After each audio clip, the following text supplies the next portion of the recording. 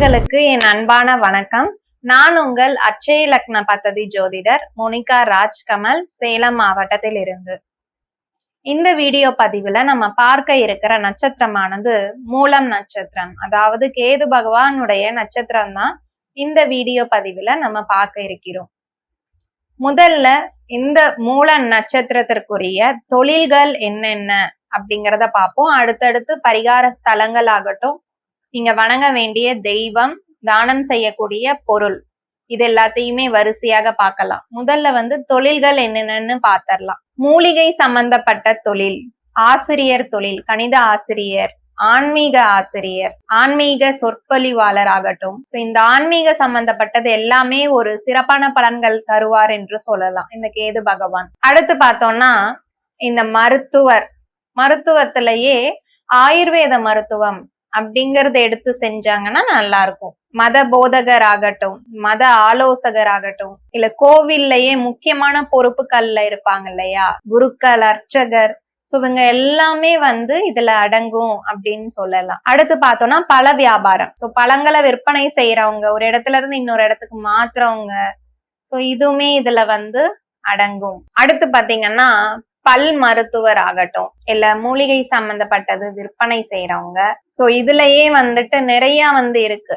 இந்த மருத்துவத்திலேயே ஆயுர்வேதம், பல் மருத்துவம், இது இரண்டுமே இந்த கேதுல அடங்குது. அமைச்சர் பதவி, எழுத்தாளர், எழுத்தாளர் சம்பந்தப்பட்டது, பயிற்சியாளர் கூட இதுல அடங்குதுன்னு சொல்லலாம். இந்த மூல நட்சத்திரம் உங்களுடைய அட்சய லக்ன பத்ததி, அதாவது லக்னத்துல சென்றாலோ அல்லது சந்திரன் நின்ற இடத்துல மூல நட்சத்திரம் இருந்தாலோ, அடுத்து 10ஆம் இடம் என்று சொல்லக்கூடிய தொழில் ஸ்தானத்துல இந்த மூல நட்சத்திரம் இருந்தாலோ, கண்டிப்பாக நான் சொன்ன அனைத்து தொழில்களுமே பொருத்தமானவை தான். இருந்தாலும் அவங்கவுங்க ஜாதகத்துல இந்த தொழில் ஸ்தானாதிபதி என்று சொல்லக்கூடியவர் ஒரு நல்ல நிலைமையில இருக்காரா, அமர்ந்திருக்காரா என்று கண்டிப்பா பார்த்துட்டு நீங்க தொழில் துவங்குறது ரொம்ப சிறப்பா அமையும்னு சொல்லலாம். அடுத்து நீங்க போகக்கூடிய பரிகார ஸ்தலம்னு கேட்டீங்கன்னா, பூந்தமல்லியில இருந்து பேரம்பாக்கம் போற வழி, அதாவது சென்னையில இருக்கு இந்த பரிகார ஸ்தலம். சிங்கிரேஸ்வரர் சன்னதின்னு சொல்லக்கூடிய சன்னதி சிவனுடைய சன்னதி. அங்க இருக்க அம்பாளுக்கு நீங்க வஸ்திரம் சாத்தி மூல நட்சத்திரத்தன்னைக்கு வழிபாடு செஞ்சீங்கன்னா ஒரு சிறப்பான பலன்களை அள்ளி கொடுப்பாங்க. அந்த அம்பாள் ஆகட்டும் சிறப்பான பலன்களை கொடுப்பாங்கன்னு சொல்லலாம். கண்டிப்பா உங்களுடைய தொழில் ஸ்தானத்துல இந்த கேது பகவான் இருந்தாரு, இல்ல இந்த நட்சத்திர, அதாவது மூல நட்சத்திரம் இருந்தது அப்படின்னா தாராளமாக நீங்க நான் சொன்னக்கூடிய தொழில்கள் அனைத்துமே செய்யலாம்.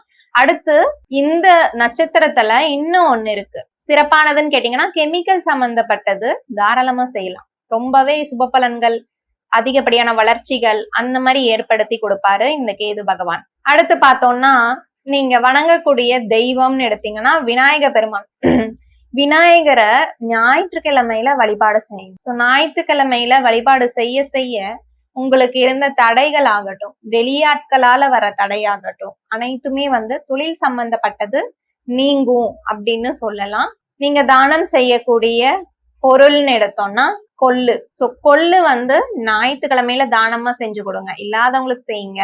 இல்ல விநாயகர் கோயிலுக்கே போறீங்கன்னா நீங்க வீட்லயே பிரசாதம் மாதிரி செஞ்சு எடுத்துட்டு போய் அங்க இருக்க பக்தர்களுக்கு கொடுக்கலாம். உங்க கையால எடுத்து தானமா கொடுங்க. கண்டிப்பா தொழில் விஷயங்கள்ல ஒரு முன்னேற்றமான ஒரு காலம் ஏற்படும். இந்த வழிபாடு முறைய சிறப்பா செஞ்சு முடிச்சீங்கன்னா. அடுத்தது ஆன்லைன் கன்சல்டேஷன், அதாவது அட்சய லக்ன பத்ததி முறையில ஜாதகம் பார்த்துட்டு இருக்கேன், ஜோதிடரா இருக்கேன். பாரம்பரிய முறையில பல வருடங்களாக ஜாதகம் பார்த்துட்டு இருந்தேன். இப்ப ALP முறையில பார்த்துட்டு இருக்கேன். ஆன்லைன் கன்சல்டேஷனும் இருக்கு, நேரடியாவும் பார்த்துட்டு இருக்காங்க.